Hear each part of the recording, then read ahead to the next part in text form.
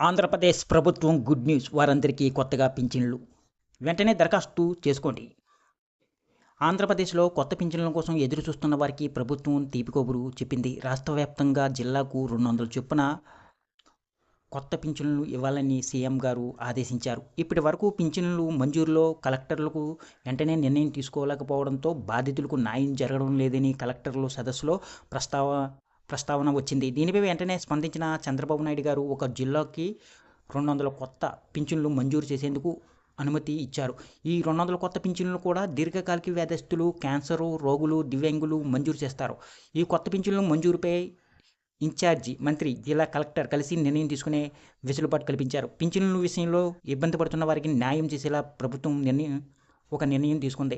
ఈ వీడియోని ఎక్కడ స్కిప్ చేయకుండా పూర్తి వరకు చూడండి. అలాగే ఈ వీడియో కానీ మీకు నచ్చినట్లయితే మీ ఫ్యామిలీ మెంబర్స్కి, ఫ్రెండ్స్కి షేర్ చేయండి. వాళ్ళకి ఇన్ఫర్మేషన్ యూజ్ అవ్వచ్చు. అలాగే ఒక చిన్న లైక్ చేసి మా ఛానల్ని సపోర్ట్ చేయండి. ఇక వివరాల్లోకి వెళ్తే, మన ఆంధ్రప్రదేశ్లో పింఛన్లు మంజూరు విషయంలో తమకు విచక్షణాధికారం లేదని తిరుపతి జిల్లా కలెక్టర్ సదస్సులో ప్రస్తావించారు.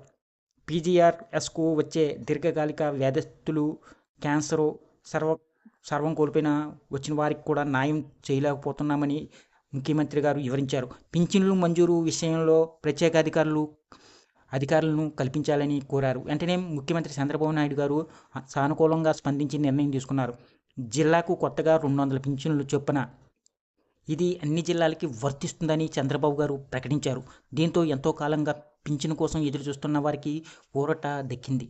అమరావతిలో కలెక్టర్ సదస్సులో తిరుపతి జిల్లా కలెక్టర్ వెంకటేశ్వరరావుని ముఖ్యమంత్రి గారు ప్రశంసించారు.